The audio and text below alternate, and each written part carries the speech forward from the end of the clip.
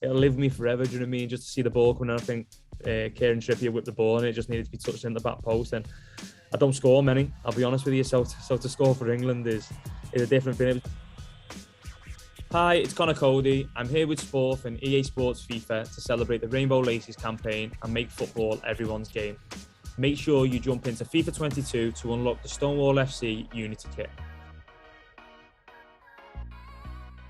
It's huge, and it's just another side, another step on, I think, what we're all trying to do in terms of football, in terms of trying to have a conversation, trying to make things more open, trying to make people feel better. And it's a fantastic idea, because I go back again, and I've mentioned quite a bit today about my children, and the children play FIFA, and it's really out there. Like you said, it's massive exposure, so I think it's a fantastic idea.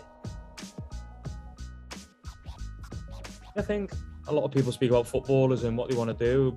We're in a very privileged position that we play football every single day of our lives, and we get to play in front of 30, 40, 50,000 people of a weekend. So it's a real privileged position, and we're very, very lucky. So I think to get the opportunity to really support campaigns like this and try and help make a difference and try and help make the conversation better for people, I think that's a massive part of it. So very proud to do so, but something that I feel is more than good to do because of the situation I find myself in.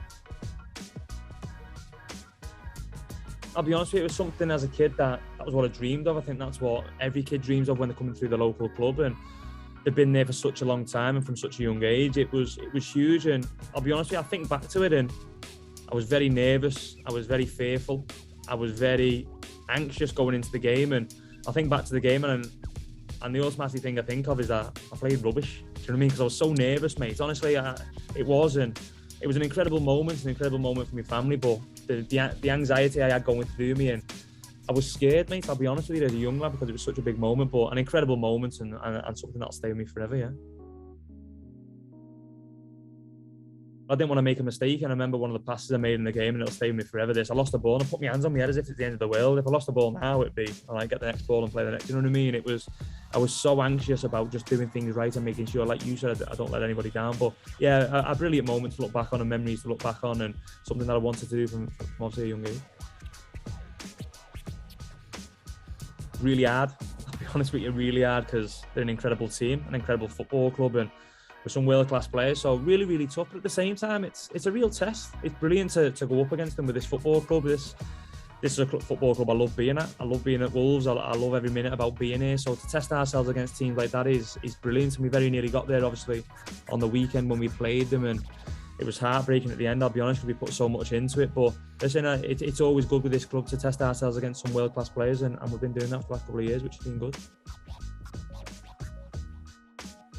It's been amazing, and I can't speak more highly of this football club, the people involved, the players, the lads, the manager now who's come in obviously in the summer with his staff. They've been absolutely fantastic. So the club's an incredible place to be, I'll be honest with you. It's full of brilliant people, but we want to keep on improving, we want to keep on getting better. We had an amazing run that year in Europe, which was fantastic, but we're going to improve again and get better. And I think a big thing for me is that being at Wolves, it's all my children, all my wife has ever really known. Me being here, it's the club they support, it's the club they love, and that for me makes me proud as well. So to captain this club is absolutely incredible, but to play with the players I do, to play under the manager I do, is brilliant as well. But more importantly, to play in front of the supporters that we do every single week is absolutely amazing. So I think, as you mentioned there, the word's pride and what it brings to me.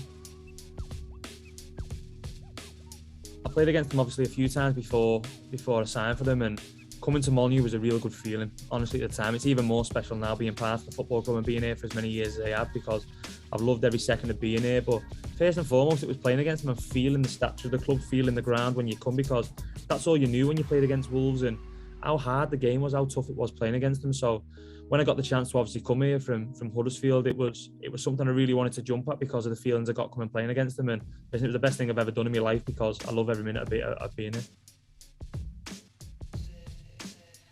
We've had some special feelings over the last few years, especially since we've been promoted, and that championship promotion season was incredible. But you go back to a few of the games that we've had since being promoted. We've just been speaking about the City games and the Manchester United and the FA Cup, the Liverpool games that we've played, all these different teams. Arsenal, we've played at home a couple of times, Chelsea's, and listen, the feeling of playing, especially under the lights as well. Playing under the lights at MOLINEUX is absolutely amazing, mate. And the atmosphere you get, you just want to bottle it up and keep it forever. So an incredible place to play football in front of the supporters, yeah.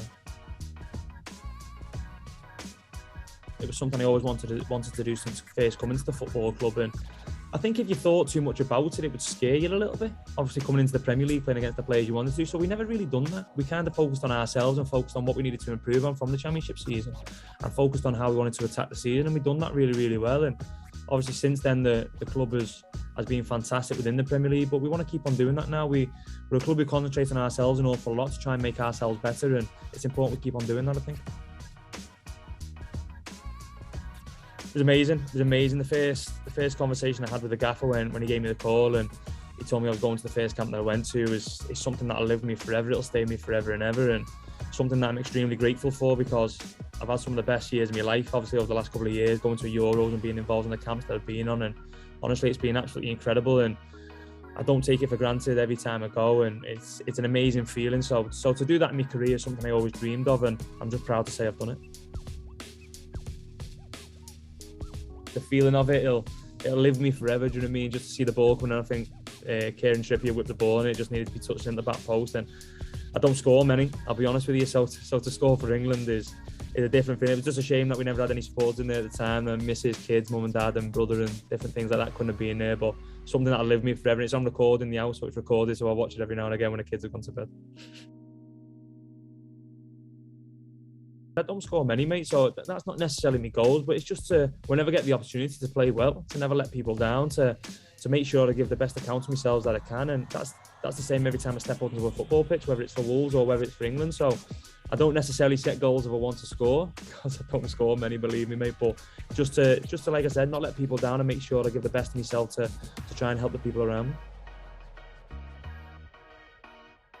A lot of people said to me, oh, well, you didn't play, or this, that and the other. It's one of the best few weeks of my life. I'm an England fan first and foremost, and to see England get to a final of a major tournament and be ever so close to going all the way was an incredible moment, an incredible feeling, and it was incredible to be a part of it. So to train with them lads every day, to see how they're prepared, to see the mentality and how they work and how the staff work, how Steve works, how the gaffer works, it was incredible for me to witness that. So honestly, some of the best few weeks of my life.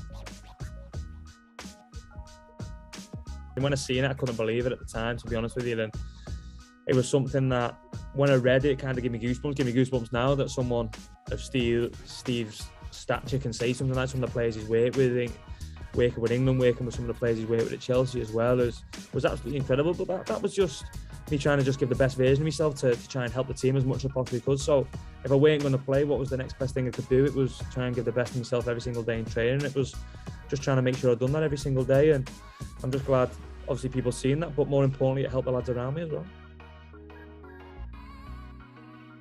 No one expected it when we went back, to be honest. So to read them all and to read how much it helped people over the summer, and I think it really helped the younger generation as well, maybe get into football, maybe want to play football more, where even if they're mad at football, get even more into football. I think that was a massive part of it as well, and just see how it lifted, obviously, our nation and our country because of everything that we've been through over the last couple of years, which has been tough, obviously, with the pandemic and different things. But then to have that at the end of it, I think was a real shining light for everybody involved. We've seen videos every single day of the parks outside Wembley and the fan parks all over the country, and beer getting thrown everywhere. I think Jack, who's with me now, got soaked in a load of ale and all that. So we were seeing all these videos, mate, believe me. And then when we left St George's to obviously go down south for the final, and then all the roads were covered in fans and England flags and all kinds. And honestly, it gives me goosebumps now thinking about it, because that's what football's about, isn't it? That's what following England's about, to really celebrate them moments, and to see that was fantastic.